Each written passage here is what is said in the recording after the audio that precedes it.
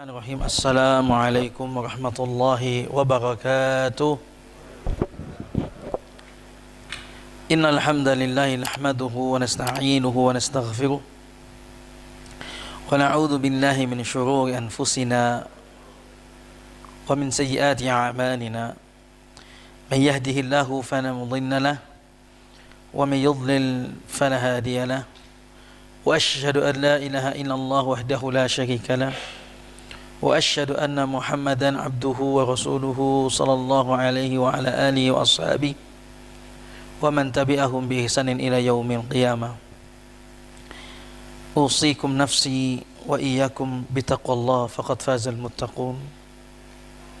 كما قال تعالى: يا أيها الذين آمنوا اتقوا الله حق تقاته ولا تموتن إلا وأنتم مسلمون. وقال أيضا: يا أيها الناس اتقوا ربكم الذي خلقكم من نفس واحدة وخلق منها زوجها وبث منهما رجالا كثيرا ونساء واتقوا الله الذي تساءلون به والأرحم إن الله كان عليكم رقيبا. وقال أيضا: يا أيها الذين آمنوا اتقوا الله وقولوا قولا سديدا يصلح لكم أعمالكم ويغفر لكم ذنوبكم ومن يطع الله ورسوله فقد فاز فوزا عظيما. أما بعد. Saudaraku seiman, ikhwani wal akhwati fillah, rahimani wa rahimakumullah. Marilah kita banyak bersyukur kepada Allah Subhanahu wa taala karena Allah memberikan kita banyak nikmat. Di antara nikmat kita beragama Islam, dan kemudian yang nikmat yang tidak kalah penting juga, Allah jadikan kita penuntut ilmu.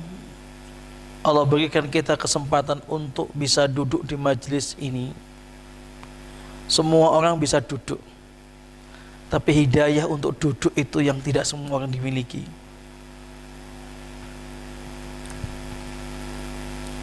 Semua orang mungkin saat di-share adanya kajian membaca, namun memiliki kesempatan datang itu belum tentu. Maka Nabi SAW bersabda: ni'matani maghbunun katsirun minan nas as-sihhatu wal faragh. Dua nikmat yang banyak manusia itu lupa, lalai. Dua nikmat. Nikmat apa itu? As-sihha, sehat, dan waktu luang. Kita marilah bersyukur kepada Allah Subhanahu wa taala diberikan waktu yang dan sehat ini.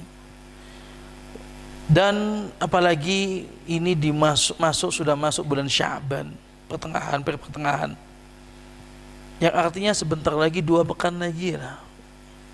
Sekitar itu akan datang bulan yang sangat agung. Tentu jiwa ini tidak bisa tiba-tiba dekat dengan masjid kalau enggak dilatih. Maka sebetulnya kondisi-kondisi seperti ini memang puasa Ramadan ada, puasa Sya'ban ada, tapi sunnahnya jangan sampai di atas setengah Sya'ban, di bawahnya. Kemudian itu untuk melatih itu. Kajian-kajian ini juga untuk memarakkan kita, hati kita mendekati bulan Ramadan. Kalau tiba-tiba itu hari pertama insyaallah sop depan, hari kedua sop kedua, hari ketiga sop ketiga, hari keempat sop keempat, hari kelima gak ada sop sudah. Jiwa itu seperti itu, butuh dilatih. Sampai kapan dilatih jiwa ini? Sampai meninggal, sampai wafat. Kita berteman, duduk dengan orang soleh itu kan bukan cuman saat sudah sebelum ngaji, belum ngerti sunnah, saya duduk sama orang yang tidak sunnah. Sama, tatkala walaupun sudah ngaji lama, bahkan sudah jadi ustaz, jadi ulama, harus duduk sama orang yang baik. Jiwa ini dilatih. Kalau nggak gitu, kembali. Walaupun levelnya sudah ustaz lah atau apa, karena pengakunya luar biasa.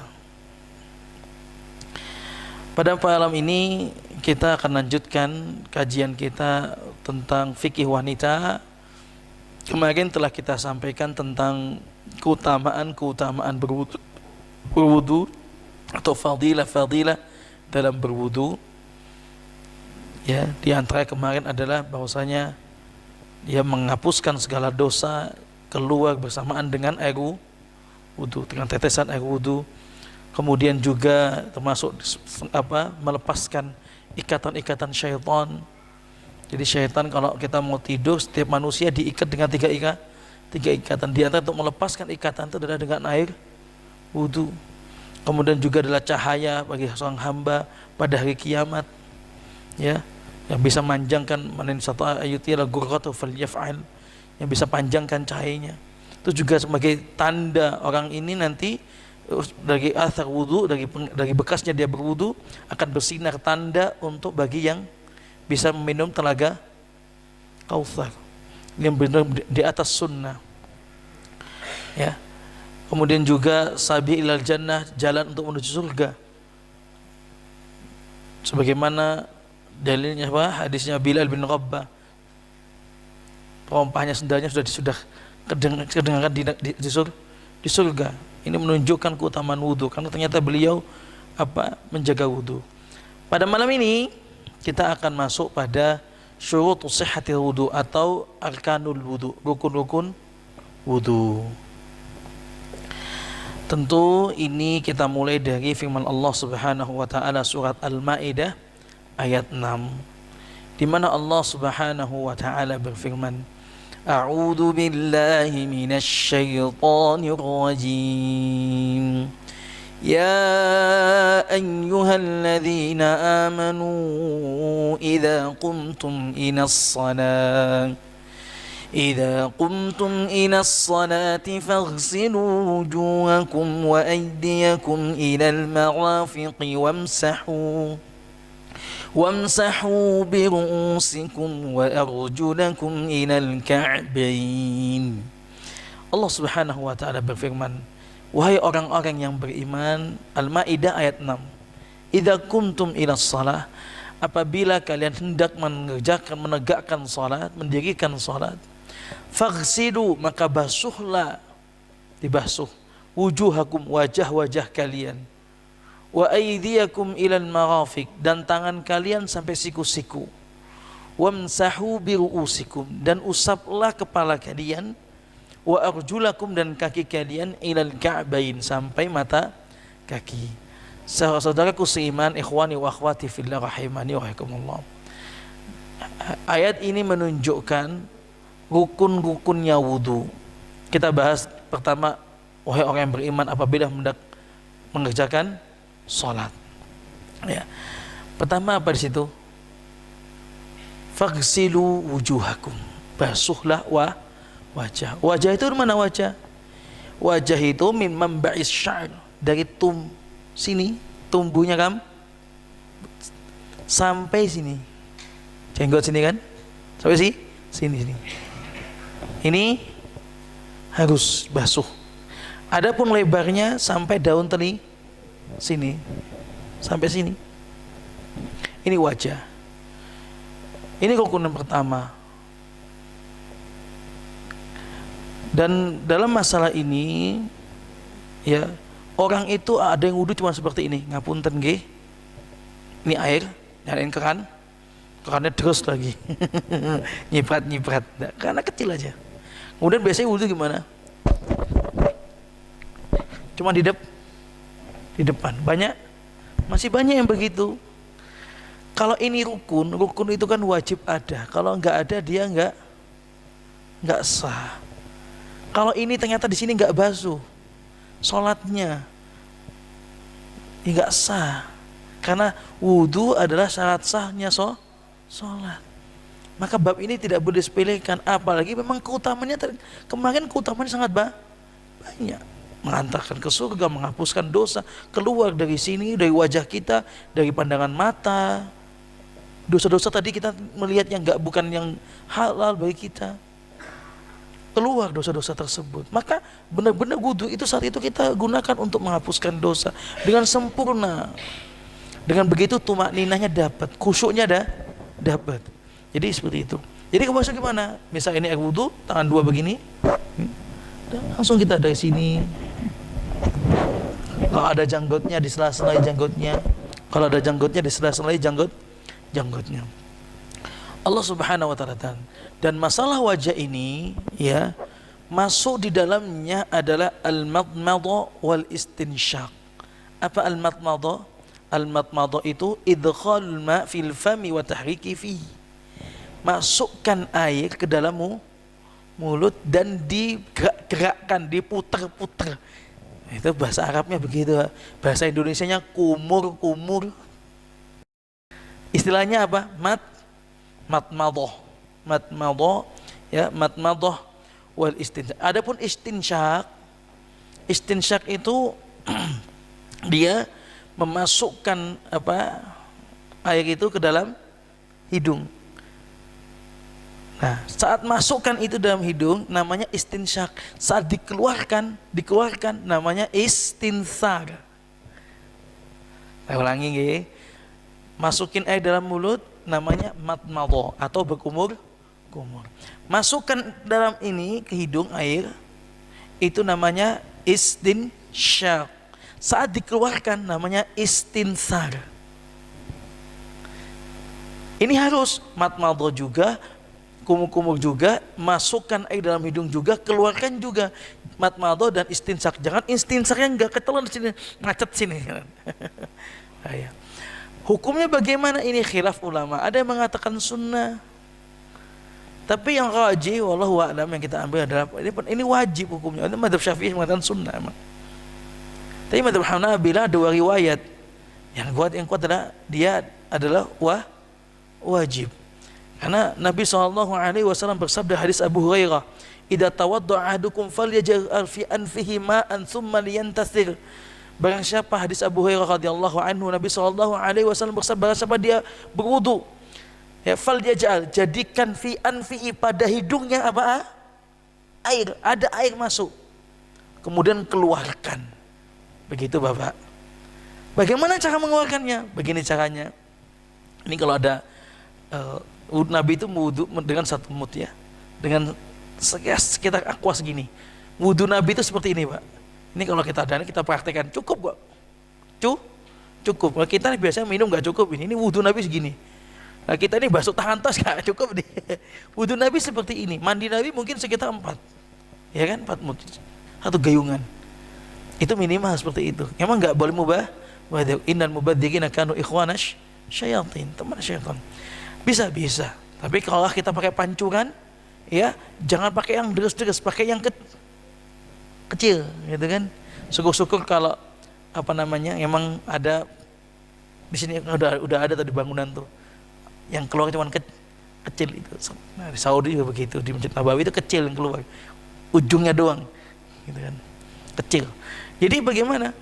Kalau pakai air pancur, saat nyalakan tangan kanan ini ada air nih.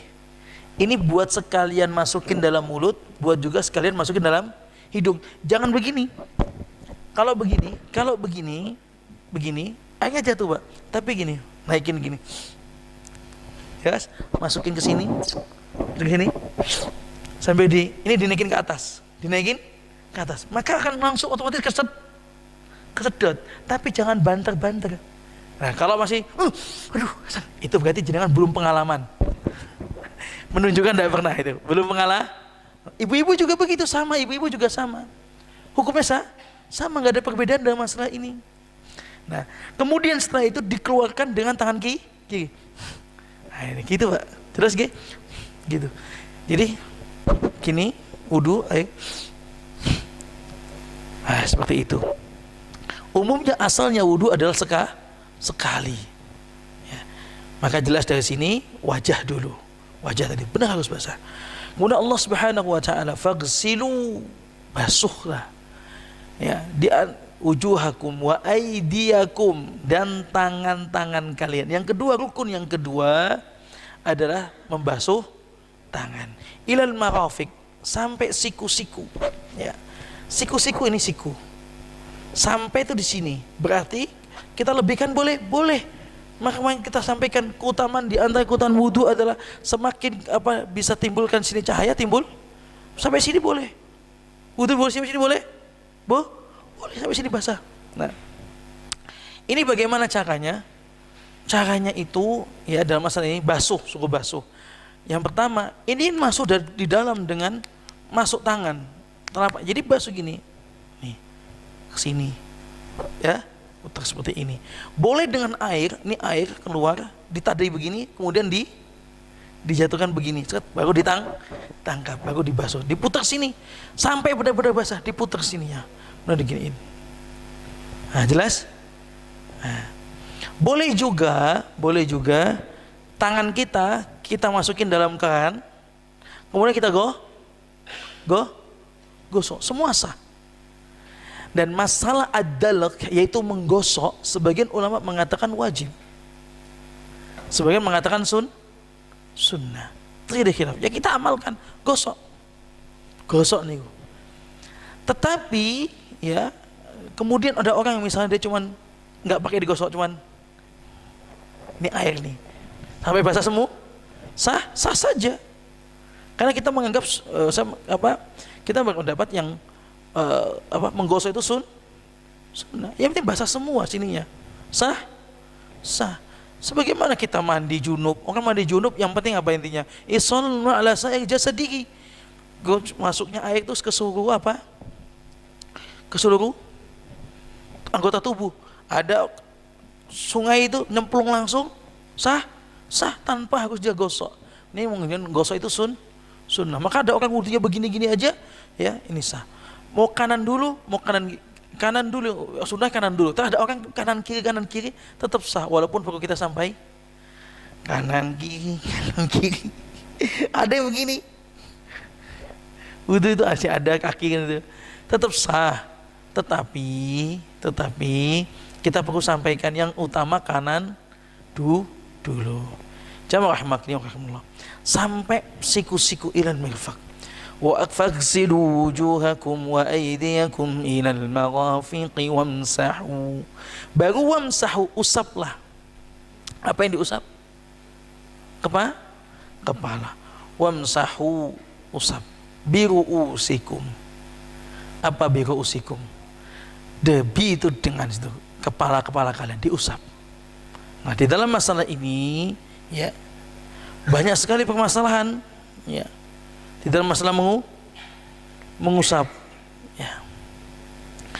Kalau yang kita pakai mengusap kepala, wamsahu biru'usikum. Tadi awalnya apa tadi? Faghsilu wujuhakum. Faghsilu, basuhlah wajahmu, tanganmu. Baru ayatnya wamsahu, usap. Nah, usap biru'usikum, ada kalimat bi, ada kalimat bi, artinya itu dengan. Tapi makna bi dalam bahasa Arab itu ulama yang mengatakan usap ini ya cuman sebagian saja, bagian ubun-ubun ini saja, menggunakan hadisnya Syu'bah, Mughirah bin Syu'bah, selama sahabi nasiyatihi wa alal imamah, Nabi mengusap itu ubun-ubun ini sebagian saja, apunten ini ubun ini sebagian saja, dan imamahnya Nabi pakai jadi Nabi ngupas ini, imamahnya diusap juga, menggunakan hadis ini.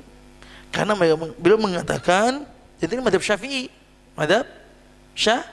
Syafi'i, ya, ini mu'tamad. Ya. Mereka mengatakan kalau makna bi adalah maknanya litab'id itu adalah untuk maknanya usaplah sebagian rambutmu. Nah, pendapat yang kedua, dan ini pendapat yang kuat insya Allah, sebagaimana hadis-hadis yang dijelaskan, yaitu Abdullah bin Zaid misalnya, atau hadis Utsman bin Affan, maka yaitu maksudnya bi adalah bukan litab'id tapi lil ilsaq, namanya lil ilsaq. Apa itu lil ilsaq? Maksudnya tangan itu nempel di kepala, jadi gak ada hubungannya dengan masalah sebagian. Tadi juga wa faghsilu wujuhakum, basalah wajahmu, wajah semuanya, wa aydiyakum, tangan-tangan semuanya, wa wamsahu, tapi usaplah birusikum, kepalamu. Maksudnya bis ini adalah nempel, tangan ini nempel, bukan digosok-gosok tapi ditempel. Ditempel, diusap sebagaimana hadisnya Abdullah bin Zaid ya di Bukhari, Sahih Bukhari. Beliau mengatakan qala Abdullah bin Zaid, itu Abdullah bin Zaid ditanya atas tati'u anturiyani kaifa kana Rasulullah. Ya Abdullah bin Zaid, sahabat Nabi ini, bisa enggak gambarkan, perlihatkan kepadaku bagaimana wudunya Nabi SAW. Kemudian Abdullah bin Zaid mengatakan, "Na'am, fada'a bima'in fa afraga 'ala yadayhi fa ghasala marratain." Oke, iya, saya ajari, saya perlihatkan. Ambilkan air. Habis itu fa afraga 'ala yadayhi fa ghasala marratain. Terus membasuh tangannya. Bismillah, basuh tangannya ini. Di sela-sela ini dibasuh 2 kali. Summa matmadha wastanshaqa. Kemudian itu basuh wajah, habis itu juga sambil kumur-kumur dan istinsyaq, masukin air, wastansara ya, summa matmadha wastansara, habis dikeluarkan airnya. Summa ghassala wajhahu salasan, basuhnya tangan 2 kali, hadis Abdul bin Zaid ini. Kemudian membasuh wajah 3 kali, tidak apa-apa. Kalau basuh 2 kali, 3 kali, tidak apa-apa, ada masalah, ini tetap sah. Walaupun kita afdolnya paling banyak Nabi lakukan 3 kali yang terbanyak, basuh 3 kali, kemudian semua 3 kali, tidak apa-apa. Jelas di sini? Tidak masalah. Karena Nabi itu mempraktekkan wudhu itu banyak, dan ini harus kita pahami, Nabi mempraktekkan wudhu itu banyak sekali. Jadi, tapi yang paling utama adalah sekali. Nabi pernah mencontohkan 2 kali, Nabi pernah mencontohkan 3 kali. Masalah hadis wudhu begitu banyak, karena itu adalah dilihat oleh para sahabat. Jadi para sahabat banyak melihat karena sholatnya jamaah. Kemudian summa ghassala yadayhi marrataini ila mirfaqaini. Basuh wajah 3 kali, habis itu Nabi SAW membasuh tangannya 2 kali sampai siku-siku. Summa masaha ra'sahu biyadayhi, habis itu mengusap bagian kepala. Fa aqbala bihima wa adbara. Nabi SAW itu nih ya, wa adbara bada'a bi muqaddami ra'sihi. Nabi itu dimulai dari apa? Mulai dari di sini tubuh jangkam, bimabda muqaddimi ra'si hatta dhahaba biha ila qafah, sampai Nabi sallallahu alaihi wasallam itu sampai ke tengkuk ini. Summa raddahuma ila al-makan alladhi bada'a min. Kemudian kembali ke tempat semula, baru ke kuping baru seperti ini, tunjuk masukin ya, bagian dalam kuping ini, bagian dalam dan bagian punggung daun seperti ini juga dibasuh, diusap. Jadi seperti ini. Jelas? Walaupun tidak ada khilaf dalam mazhab Syafi'iyah menggunakan kuping dengan air baru. Setelah ini baru ngambil air baru lagi, baru dibasuh kuping. Ada seperti itu perbedaan khilaf, tidak ada masalah. Tapi yang kita pakai yang jelas, yang lebih kuat ya, wallahu a'lam bishawab. Ya, yang paling banyak dibilangkan adalah ini kembali. Semua ini benar. Semuanya, bukan cuma sebagian. Walaupun dalam mazhab Syafi'i, bahkan Imam Nawawi mengatakan dalam Majmu', dia qala ashabuna, mengatakan apa? Syafi'i mengatakan ini walaupun cuma 1 helai itu sah. Kita enggak usah masalah itu. Kita kadang-kadang ikhwan ini karena kita ini kadang-kadang ya, karena biasa yang tahu kita ajari yang wudu yang seperti itu, tiba-tiba ada orang pakai wudunya pakai cuman gini-gini ke alusunah ini. Enggak boleh itu. Itu masalah fikih, masalah fikih. Itu semuanya ada khilafnya, Pak. Dan semua menggunakan hadis ini, khilafnya enggak ada masalah, enggak apa-apa. Ya. Kemudian, tapi untuk masalah kepala ini juga, tadi itu kan gini ya, Abdul bin Zaid, terus kembali, acak-acakan nggak rambut, acak-acakan, ya. Ini bagi wanita ini, kalau rambutnya panjang bagaimana? Wanita rambutnya panjang gini, suet ke belakang ini, terus kebalik. Ketutupan mana wajah saya? Wajah saya mana ketutupan rambut? Itu bagaimana? Apakah cuma sampai sini aja atau semua rambutnya? Nah ini ya, di dalam masalah ini ada cara lain Nabi SAW ya mengusap rambut dari hadis Ar-Rubai binti Muawwidh, seorang wanita ini sahabiah ya, Ar-Rubai binti Muawwidh. Saat itu Nabi SAW berwudu di sebelahnya, artinya dia di sisinya bukan di sebelahnya, maksudnya Nabi wudu dia melihat Nabi SAW. Jelas? Nah, kata Rubai anna Rasulullah tawadda indaha, Nabi itu berwudu, katanya siapa? Rubai ini seorang wanita ini, sesungguhnya Nabi SAW itu berwudu di sisinya. Famasaha ra'sa kullahu, Nabi usap semuanya. Memang kenapa kita katakan yang paling kuat adalah yang semuanya? Kenapa? Hampir semua hadis, bahkan Imam Ibnu Qayyim mengatakan dalam Zadul Ma'ad, tidak ada hadis yang mengucapkan bahwa Nabi itu membasuh sebagian. Oh, itu tadi ada Ustaz, hadis Mughirah bin Syu'bah. Hadisnya Mughirah bin Syu'bah itu hadisnya sahih memang, tapi yang dibasuh itu ubun binasiyati wa alal imamah, dan pakai dan pakai imamah surban. Karena Nabi pakai surban. Jadi yang dibasuh sebagian rambutnya dan sebagian, tapi hadis khusus membasuh sebagian kepala, sebagian rambut tidak ada. Sehingga makanya kita katakan, kita kuatkan, yang kuat adalah semua rambut. Ini yang paling kuat. Bukan karena memang kita mengingkari pendapat Imam Syafi'i, tidak. Tapi memang semua hadis yang seperti semua sebagai hadis Rubai bintu Muawwidh ini juga sama, membasuh semuanya. Tapi bagaimana caranya? Di hadis ini, min qarni sya'ri kulli nahiyatin limunsabbi sya'ri la yuharriku sya'ra an hayatihi. Dimulai dari qarn, dari atasnya rambut ini, ibu-ibu perhatikan ya, dari atasnya rambut ini ke limunsabbi sya'ri, ke bawah. La yuharriku an hayatihi, la yuharriku, tidak merubah setelan rambut, maksudnya tidak mengubah rambut. Oh, rambutnya bola samping, jadi gini sampai bawah, paham sini? Tapi semuanya. Kalau rambutnya panjang wanita begini, panjang diambil semua. Jelas? Caranya seperti itu dalam mengusap rambut. Yang sering kita pakai ada yang seperti ini. Kembali. Tidak apa-apa juga kalau orang mungkin rambutnya tidak mau berantakan, sudah mandi, sudah sisiran, terus wudu. Nanti kalau seandainya berantakan, nggak ada sisir, boleh saja. Ya, di sini seperti gini. Tapi semuanya. Dan ini digunakan untuk wanita, masya Allah. Bisa, bisa. Terutama wanita yang rambutnya panjang itu. Maka begitulah caranya. Walaupun mau begini juga kembali lagi ya boleh saja, boleh saja. Wallahu a'lam. Jadi ini masalah rambut. Nah tadi bagaimana hadisnya Rubai, hadisnya tadi Mughirah bin Syu'bah. Hadisnya Mughirah bin Syu'bah itu tadi ya, Nabi sallallahu alaihi wasallam binasiyatihi wa 'alal imamah, mengusap ubun-ubun. Ada surban. Ini tidak menunjukkan Nabi mengusap sebagian, tapi hadis ini menunjukkan apa? Nabi itu mengusap sebagian rambutnya karena menggunakan surban. Nah ini juga faedah buat wanita. Wanita terutama kalau safar itu susah, paling susah kalau masalah kadang terjadi kendala saat masalah wudu.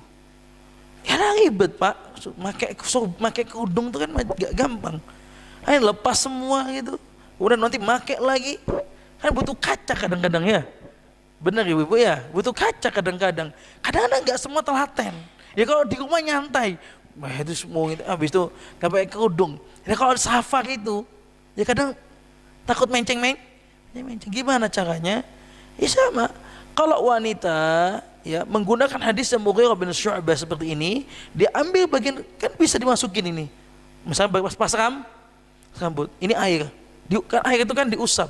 Jadi bukan pakai air banyak begitu, enggak. Ada air kita cuman basuh diusap. Dimasukin sini sebagian diusap di atas kerudungnya. Menggunakan hadis Mughirah bin Syu'bah. Mudah. Tapi kalau nggak pernah baca hadis Mughirah bin Syu'bah ini juga, wah dilepas. Nanti masak lagi ribet. Ya kalau pas kerudungnya yang pas wanita yang pas kerudungnya langsung serep gini. Ya pakai segitiga, segi empat. Nah, apalagi segi 5, segi 6 enggak tahu saya sudah. Ya, itu seperti itu bagaimana? Bisa diamalkan dengan hadis Mughirah bin Syu'bah. Tetapi ini jangan sampai ini kemudian juga kita lakukan setiap hari kita. Ya kita lebih afdal semua. Kenapa Ustaz? Ya kan tadi itu semakin kita basuh akan keluar dosa-dosa. Kan begitu. Jamaah rahimani wa rahimakumullah. Sehingga ya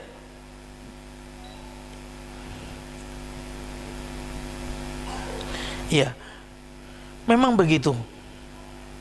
Jadi rukun yang ketiga adalah mengusap kepala. Itu semua sepakat ulama. Ulama semua sepakat bahwa mengusap kepala adalah rukun. Tetapi mereka khilaf tentang batasan mengusapnya tadi. Yang pendapat yang madzhab Hanabilah ya, ini semuanya ini. Jumhur bisa katakan jumhur ulama. Hanafi sebagian mengatakan, sebagian kabut. Mazhab Syafi'i, Imam Nawawi mengatakan dalam Majmu' satu helai pun tetap sah. Nah, mau yang pakai yang mana? Monggo. Tapi saya menyarankan pakai yang paling banyak riwayatnya. Riwayatnya paling banyak yang mana? Ya paling banyak semuanya. Ya semuanya sudah. Karena kita seandainya kalau itu rukun, mohon maaf. Kalau itu rukun dan ternyata yang benar semuanya, ya yang benar di sisi Allah yang lebih tahu. Kan benar kan? Yang paling benar siapa? Yang tahu Allah. Ini semua para ulama cuma ijtihad berpendapat. Yang paling benar Allah yang tahu. Tapi saat kita mengambil semuanya itu paling benar, alhamdulillah sempurna. Kalau kemudian ternyata itu yang benar adalah semuanya, cuma sebagian, setiap hari, setiap sholat sebagian, apa susahnya? Hanya mengambil pendapat semuanya gitu loh. Toh ada hadisnya gitu. Jangan gak usah lah mandang aku nggak ikut Syafi'i, nggak ngerti aku Syafi'i Hambali. Oke, ada hadisnya semuanya. Ya sudah, kita gunakan semuanya. Ini masa setiap hari, apa susahnya? Tinggal mengusap semuanya. Ini susahnya di mana? Keyakinan susahnya. Salah tidak menggunakan semuanya. Kan itu ada hadisnya. Tahulah nggak ikut pendapat Syafi'i, Hambali, Hanafi, nggak tahu. Ada hadisnya. Kita itu beramal karena ada hadisnya. Oh, ada hadisnya. Ya sudah kita amalkan. Nggak salah kok. Kita ngamalkan ada hadisnya. Tatkala ada orang beda, nggak apa-apa, nggak salah. Ini yang butuh dirubah mindset kita seperti itu. Tapi juga begitu, ada orang yang wudu cuma sebagian, jangan kemudian kita katakan salah wudunya, atau bahkan kita keluarkan dari alusun. Ini alusunnah ini. Gak tahu ngaji sunnah ini. Ini repot kalau begini.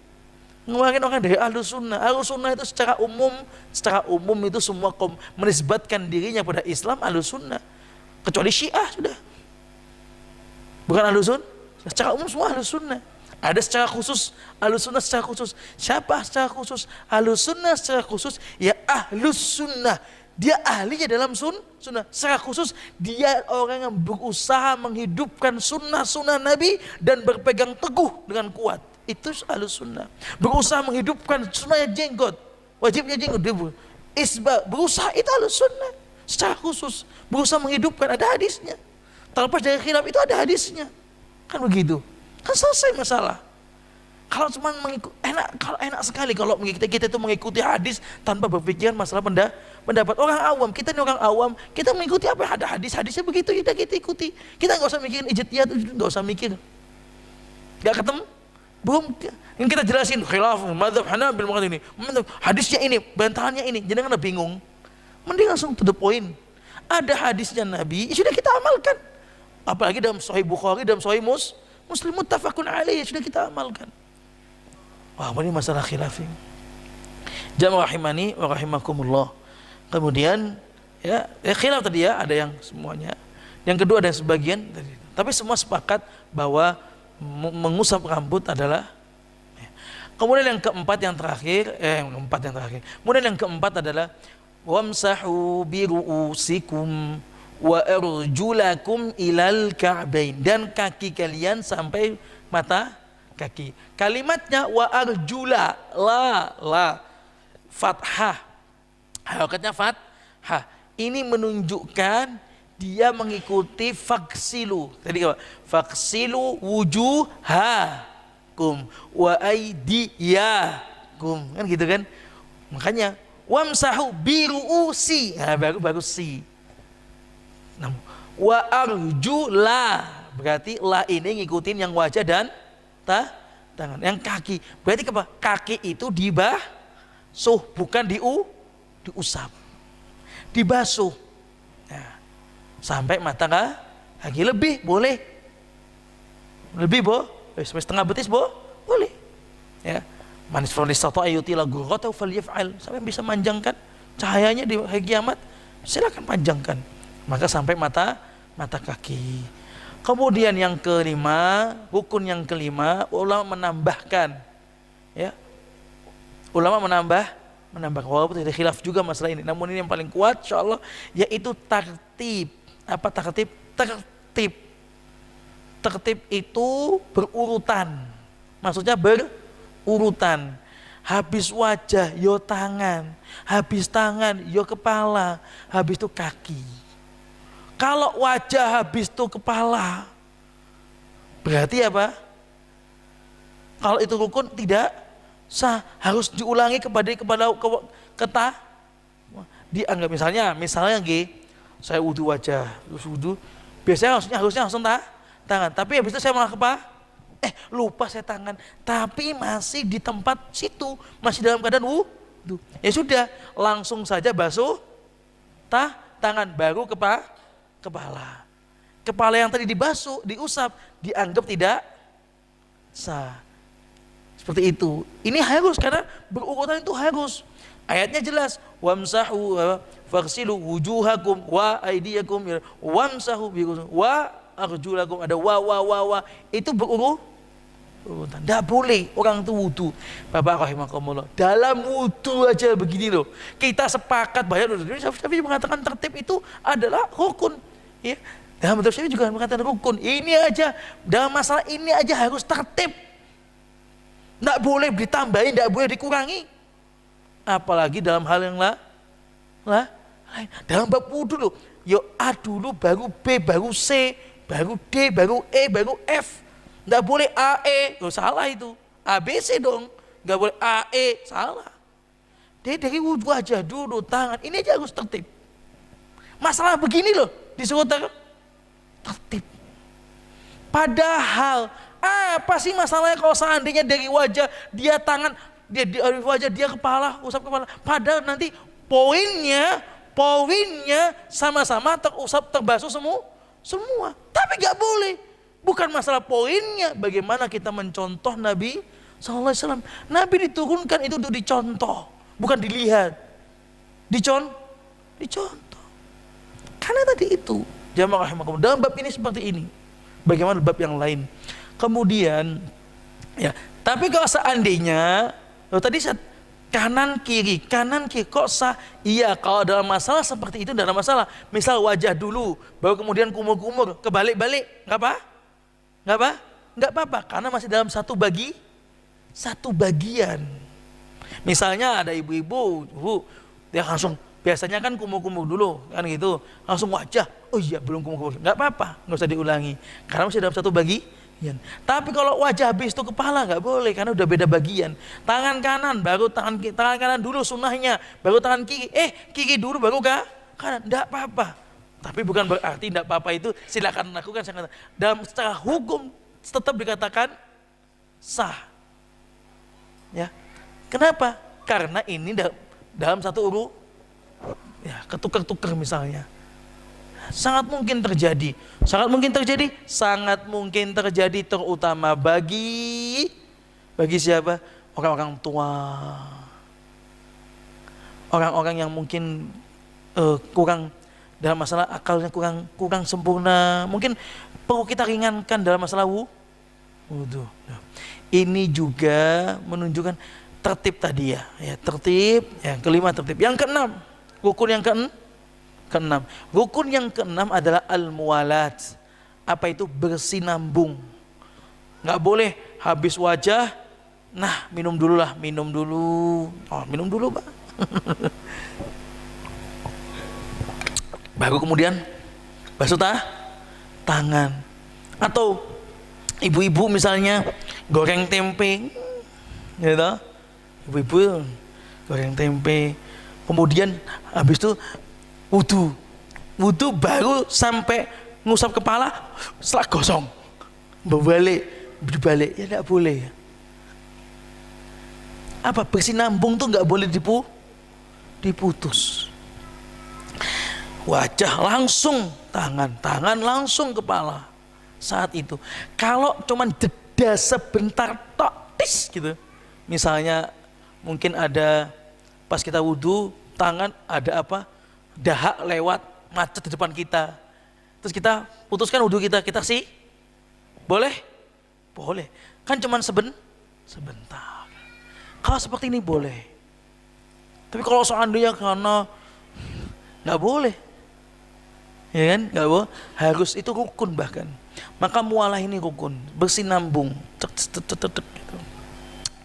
Ini juga bagaimana bicara Ustadz, hukum berbicara saat berwudu. Apakah memutuskan mualah? Sebetulnya wudu itu adalah ibadah. Adabnya tetap, dia termasuk bagian adab. Jangan berbicara, pilih bisnismu. Iya wis, tekan disik bisnisnya. Sambil ngobrol sambil wudu, ya sah-sah saja, nggak masalah. Tapi kadang-kadang sampai orang tuh lupa, akhirnya ngobrol, wudunya berhenti karena bicara. Ini nggak sah, Pak. Karena mualah sama sinambung. Kenapa nggak sah? Stopnya biasa agak lama, apalagi suatu yang nggak perlu. Hati-hati dong, bisa mempengaruhi keabsahan. Bahkan kalau lama itu nggak sah, diputus dengan sesuatu yang nggak bermanfaat. Maka bagaimana? Ya, sebaiknya ngobrol sekata dua kata, sehat, alhamdulillah sehat. Kalau gitu doang nggak apa-apa. Karena kadang kita ketemu di tempat wudhu, sehat akhi, sehat Pak, ya alhamdulillah sehat. Nggak apa-apa jawab begitu sambil wudhu, nggak apa-apa. Karena cuma satu kata dua kata. Cuman biasanya habis sehat ada lagi, karena biasa guyon. Ini yang masalah ini. Ini bab adab, masalah adab. Karena wudhu adalah ibadah. Jamaah rahimani, ya, maka tadi rukun tadi satu adalah apa?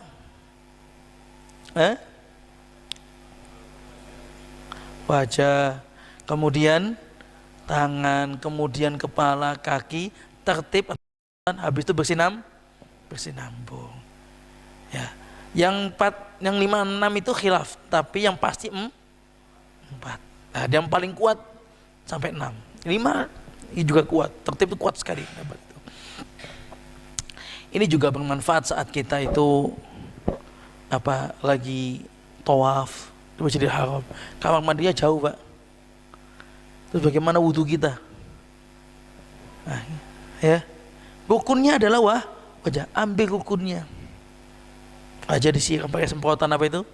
Krispe biasanya orang begitu. Kalau mau wudhu jauh keluar. Udah sudah jauh sekali. Tahu rukun-rukunnya, alhamdulillah. Gampang. Di sini juga disebutin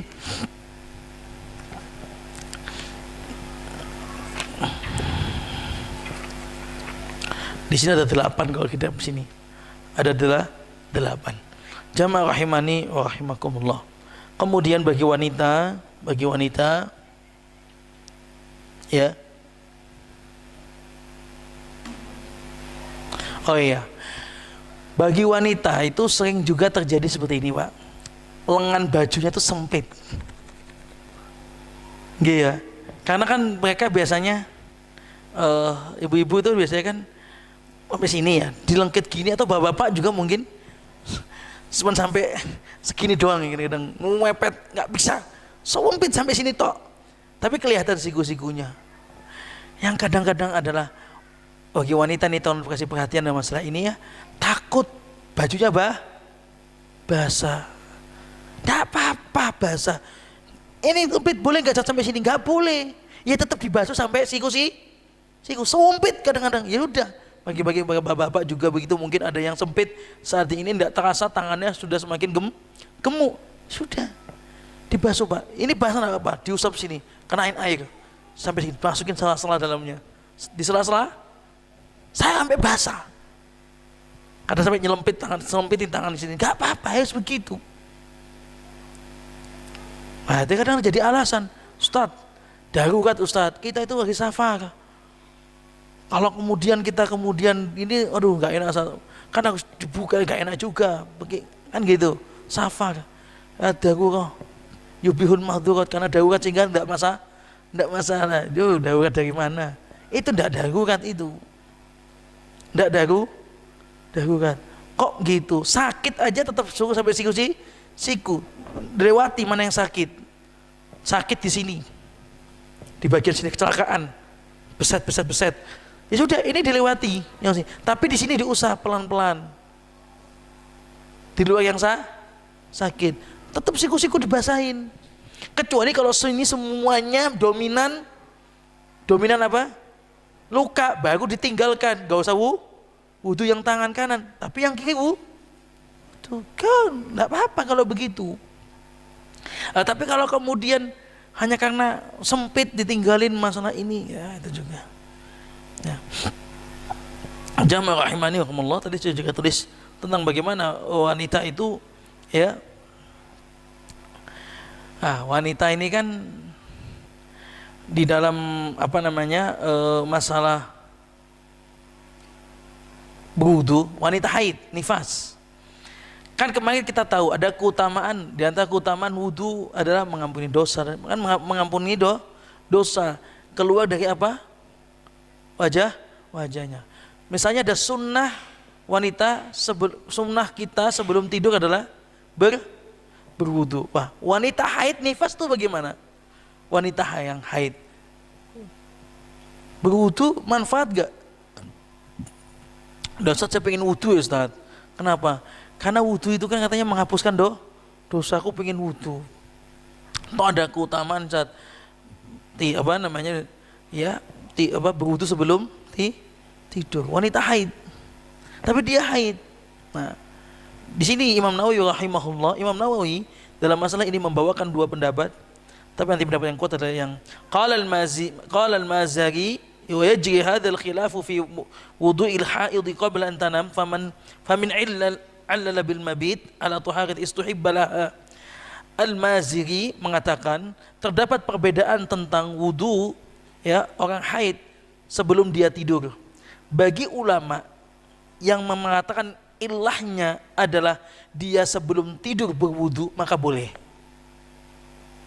Kan ya, apa istilahnya, kalau ilah alasannya karena biar dalam kondisi tidur itu berwudu kan gitu. Kalau karena biar tidur itu dalam keadaan ada wudu. Kalau ilahnya karena ini, kalau alasan karena itu, maka silakan berwudu, katanya Maziri. Tapi apakah ini pendapat ini benar? Kuat tidak, Pak? Atau mengatakan juga misalnya Nabi SAW itu, hadis Aisyah radhiyallahu anha, Nabi SAW mandi junub, berhubungan junub. Nabi sebelum Nabi tidur, kalau Nabi nggak mandi, apa kata Aisyah? Nabi itu membersihkan kemaluannya, terus berwudu. Kenapa berwudu? Untuk meringankan tadi itu, kan junub itu mandi ya. Ini untuk meringankan itu. Namun apakah junub itu bisa dikaitkan dengan orang haid? Ini terlalu jauh kok menurut saya. Gak bisa. Karena orang haid itu hadusnya besar juga, Pak. Dan saat itu dia keluar darah berhari-hari.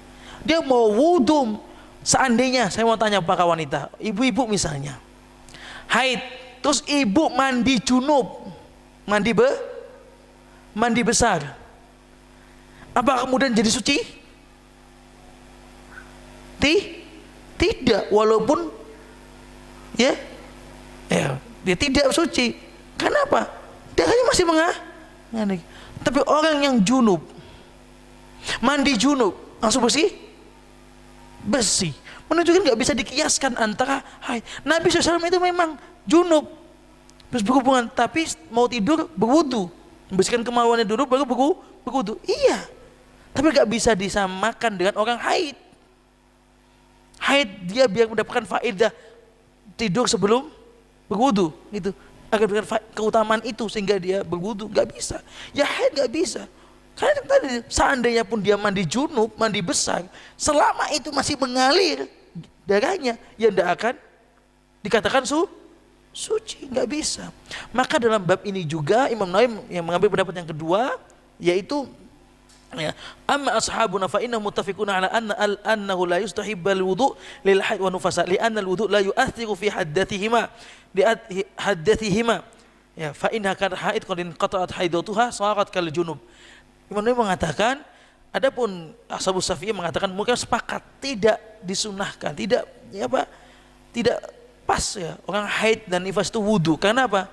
Karena ya tidak ada pengaruh antara wudunya kepada haidnya. Tapi kalau junub tadi ada nggak? Ada. Dia kan mandi junub besar nih, dengan mandi besar hilang. Kan junub itu mandi besar. Tapi kalau wudu di bawahnya junub berkurang. Tapi kalau haid mau mandi junub, mau mandi besar berkali-kali selama itu berdarah masih keluar darahnya, maka tidak akan bisa dicerna, dipahami gitu ya? Masuk nggih? Artinya nggak bisa disamakan antara orang junub dan orang haid. Dalam masalah ini tidak bisa wanita itu kemudian haid dia berwudu, nggak bisa, tetap nggak bisa disamakan. Lantas bagaimana keutamaan seandainya sebelum dia haid sudah terbiasa dia berwudu, sudah terbiasa dia berwudu bagi ibu-ibu, ya tidak apa-apa kalau begitu. Maka saat dia nggak bisa berwudu tapi dia sudah punya niat, maka pahala itu tetap nyambung. Nah ini ndak pas biasa ndak haid, ndak pernah ingat wudu, pas waktunya haid ingat wudu. Ya jangan. Banyak masalah ini, masalah wanita itu, ibu-ibu nggih, banyak masalah wanita itu yang tidak sama dengan laki-laki, sama banyak sekali. Ya. Contoh misalnya saja nanti ini. Ya. Dalam masalah apa? Sholat waktu lah. Ada laki-laki kan nggak pernah berlibur, wanita ada liburnya. Kemudian dia kan, kalau wanita kalau nggak libur itu biasanya kalau libur itu, karena saya ngomong kajian ibu-ibu juga, saya tanya ibu bangun jam berapa bu? Bangunnya apa? Maksudnya paginya itu agak siang. Kalau nggak libur sholat subuh, karena libur jadinya molor gitu. Kadang bahkan ya sebetulnya kalau ibu itu bangun kebiasaan dia, kemudian dia nggak sholat tapi dia bisa haid, dia banyak utang nanti di sana. Tapi kebiasaan itu biasanya ikut kajian, biasanya ini mungkin dia malu untuk haid kalau datang ke masjid dan sebagainya, terlepas dari masalah khilaf. Kalau yang dia ada kebiasaannya mendapatkan pahala.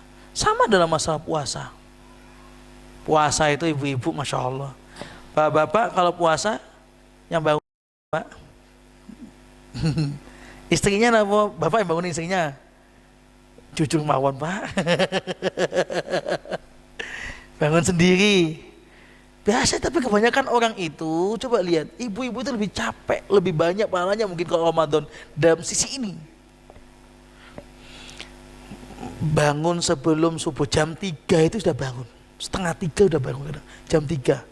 Ngapain? Ngangetin. Bapak mau masak dalam keadaan masakannya dingin, apalagi dari kulkas. Nggak mau. Ya mbok ini diangeti, mesti cerewet jenengan.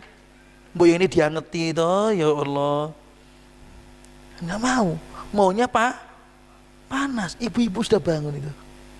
Sudah masak. Ibu-ibu kadang-kadang tuh takut nanti nggak bisa sahur, makan duluan kadang-kadang. Jam 3:04 makan dulu. Jenengan kan enggak. Saya itu mau sahur kapan? Mendekati subuh paling afdal. Kalau ibu-ibu enggak bisa, Pak. Pikirannya macam-macam, nanti belum ini. Jenengan kan cuma mikir makan, Bisa sholat, gak ada dipikir. Ibu-ibu banyak dipikir itu. Setelah itu sudah dimasakin jenengan. Nanti kemudian paginya, dan jenengan paginya ibu-ibu itu jenengan berangkat kerja, fokus cari duit. Ibu-ibu ngantar anak sekolah, mandikan, bersihkan rumah, nyuci baju, banyak yang dikerjakan. Fokusnya banyak, bukan cuma cari. Kalau jenengan mau cari uang, apalagi yang kemudian dia anaknya sekolah, ngantar sekolah, jemput sekolah, kemudian sore harus sudah masak lagi buat menu buka. Dan biasanya Ramadan lebih banyak menunya dibandingkan selain Ramadan. Minta ini, belum jenengan ke kues, hari ini minta soto, besok minta rawon, dikasih tempe enggak? Maksudnya Ramadan tempe. Ini belum minta yang hari-hari lain. Masya Allah itu Pak, ibu-ibu seperti itu. Habis tuh pada maghrib belum dicuci dibersihkan, jenengan langsung cus ke masjid taraweh. Ibu itu pingin taraweh, pingin kayak diimami suami, tapi suaminya nggak bisa imami. Bisa jadi makmum. Kita ibu dek Pak, pingin ya Allah. Akhirnya ikut ke masjid, tapi kadang-kadang Masya Allah pulang dari masjid masih mikir lagi, jenengan tidur bablas. Makanya kelihatan itu emang ibu itu fokusnya banyak. Kelihatan dari mana? Kalau masak, ibu kalau masak tempe, bapak kalau masak tempe itu, tek masak diliatin gini, paling dibolak-balik, takut gosok dibolak-balik, diliatin gini, kan begitu, sampai matang depan gitu aja. Kalau ibu-ibu tidak, tanya ibu-ibu, tanya istri jenengan, masak tempe, cemplungin kemudian net, sambil nyuci piring, sambil nyapu, motongin bawang, terus dilihat, terus sambil lagi dibalik lagi, sambil ini, bisa banyak itu. Bapak nggak bisa. Pas Ramadan ini loh, ibu-ibu banyak sekali keutamaannya. Nyiapin lagi, belum kalau tarawih malam. Jangan pengen fokus tarawih malam. Lah istrinya ikut tarawih malam, nggak ada yang masa. Maka ibu-ibu kalau istri suaminya tarawih malam, jenengan memang nggak bisa, harus ikut tarawih malam, jenengan harus masak. Itulah ibadahnya jenengan. Lebih utama mana? Nyiapin sahur dengan ikut sholat tarawih. Lebih utama mana bagi ibu-ibu? Ya sahur. Jangan ngotot aku pengen ikut, masak. Dah, nanti kita beli, boleh lah kalau emang itu pengen punya uang. Tapi kadang-kadang beli ini jadi kebiasaan ibu-ibu di luar Ramadan juga, cuman berdua bertiga, beli aja, murah beli yuk, timbang masa. Kalau bicaranya murah iyalah, bicara barokah. Jenengan motongin bawang itu ibu-ibu, istri kita bawang, kemudian masak, campur itu, walaupun rasanya ndak enak mungkin,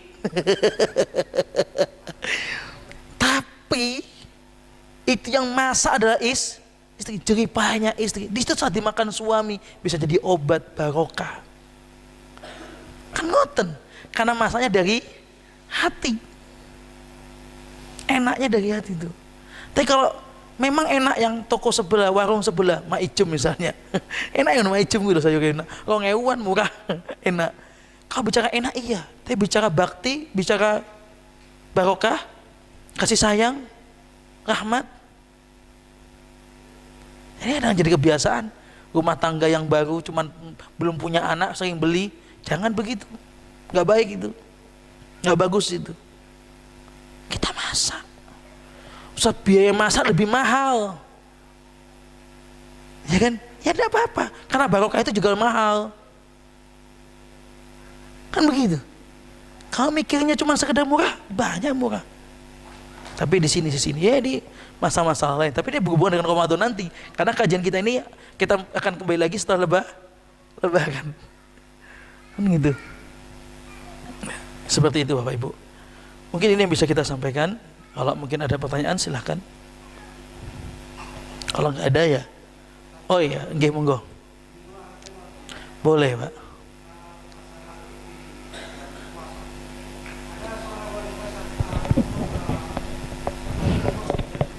Ya.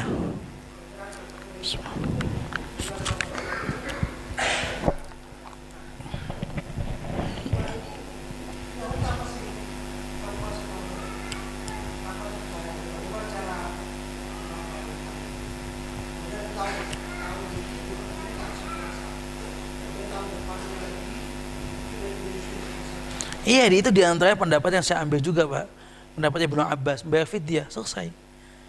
Iya, karena stuck, nggak diganti. Gimana mau gantinya? Gimana terus menerus ada? Kan di masalahnya khilaf masalah ini. Kalau tadi ya bayar fidyah, selesai. Jelas itu ya. Ibnu Abbas, pendapat Ibnu Abbas itu.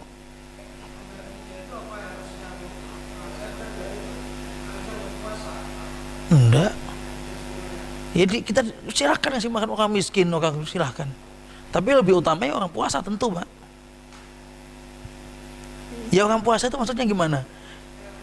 Ya orang puasa maksudnya kan orang dewasa mesti puasa toh. Ramadan masa dia nggak puasa? Kan gitu. Ya sudah kita kasih orang pada puasa kapan?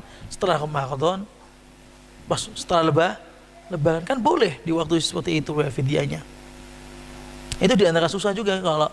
Tapi ada khilaf, ada yang mengatakan dia bayar fidyah juga harus mengganti. Dilihat apa yang dilihat, kalau dia takutnya karena apa? Karena janinnya ya. Ada juga karena takut karena dirinya. Kalau karena dirinya dia wajib mengganti dan wajib juga apa? Dia seperti itu, wallahu a'lam. Tapi sampai Ibnu Abbas tadi, ya, lanjut ada lagi hamil ini. Wallah, berat karena saya udah nanya saya juga ada beberapa wanita merasa berat sekali emang. Kalau yang sudah seperti itu. Kalau yang apa istilahnya punya waktu yang sangat banyak, nggak sudah anaknya udah gede-gede, sebenarnya udah nggak melahirkan lagi, itu bisalah kita kemudian wallahu a'lam masalah ini. Monggo. Masalah apa wudu? Ya. Apa yang dimaksud air suci tapi tidak mensucikan? Ini pernah kita sampaikan 4 bulan lalu. Kebetulan jenengan belum pernah ikut, baru kali ini ikut saya lihat. Oh iya, besok ikut lagi ya. Habis sebagian. Yang kedua, satu CL. Dua. Fadal.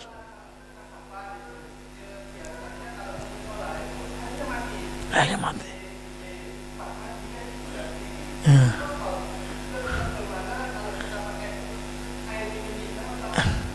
Oh iya, bagus. Yang pertama, apa maksudnya air itu suci tapi tidak mensucikan? Ini suci enggak? Bisa buat wudu? Nggak bisa. Jangan mau wudu pakai air apa nih? Air jahe. Ngapain wudu pakai jahe? Kepedes sama teman. Ini suci tapi tidak mensuci. Nah itu maksudnya. Ini suci dan mensuci karena masih murni seperti itu. Air suci mensucikan air laut, air sungai, air hujan gitu. Air suci tidak mensucikan air kelapa, air jahe, air teh, air kopi dan lain sebagainya.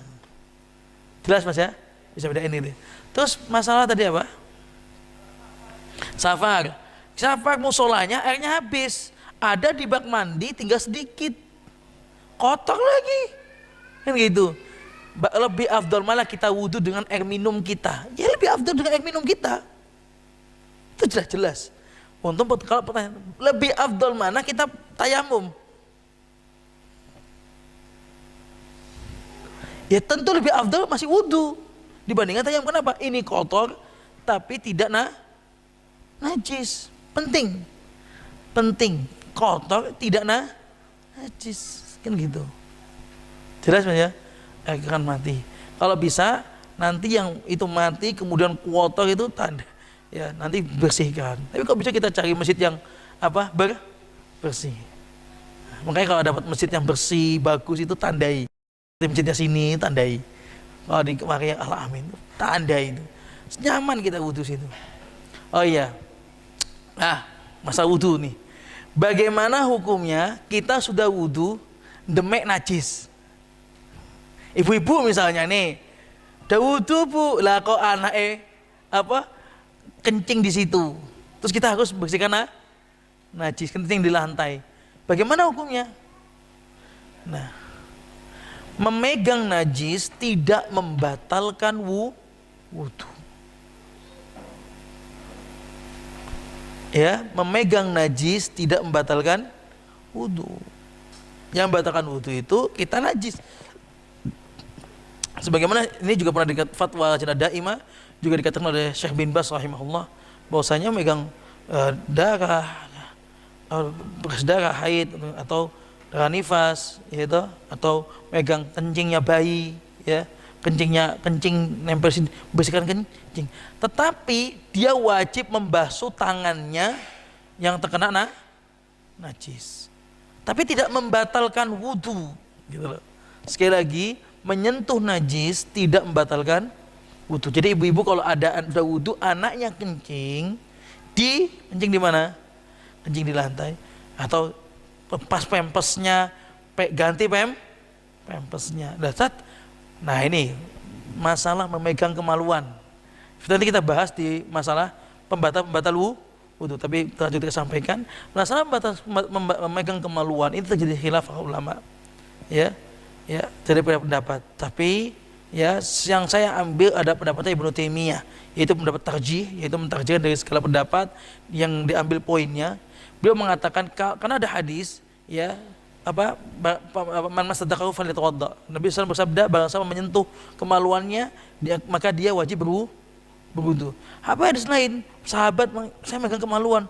Ini bagian dari daging ini bagian darimu. Maksudnya apa? Anggota tubuh enggak apa-apa. Nah, digabungkan hadis ini Ibnu Taimiyah rahimahullah mengatakan, Imam Ibnu Taimiyah, apabila itu menyentuh dengan syahwat maka batal. Apabila tidak maka tidak batal. Berhubungan dengan masalah anak wanita tadi, ibu-ibu menyentuh kemaluan anak wallahu a'lam ya, menyentuh najis ya. Atau bahkan ya nyebokin anak sendiri itu kadang-kadang ya. Dalam masalah ini wallahu a'lam ya. Saya condong yang kembali kepada pendapat Ibnu Taimiyah tadi. Ya itu memang kewajiban kita, tidak membatal karena enggak tembus syahwat. Ini anak-anak loh ya. Ya. Jadi tidak tembus syahwat. Insyaallah enggak ada masalah itu. Tapi kata beliau tetap sunnah kata beliau. Ibnu Taimiyah yaitu berwudu. Menyentuh kemaluan berwudu itu sunnahnya. Lebih afdal. Itu pendapat ringkas. Tapi ada khilaf masalah panjang.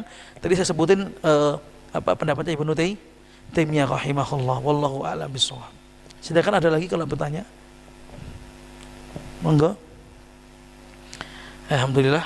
Kalau tidak ada kita cukupkan ini. Semoga Allah Subhanahu wa taala berkahi kita, mengampuni dosa-dosa kita, dan kita bertemu dengan bulan Ramadan dengan kondisi yang lebih baik daripada sebelumnya. Semoga juga Ramadan ini kita bisa maksimal dalam beribadah kepada Allah Subhanahu wa taala. Subhanakallah bihamdika asyhadu an la ilaha illa anta astaghfiruka wa atubu ilaik. Wassalamualaikum warahmatullahi wabarakatuh.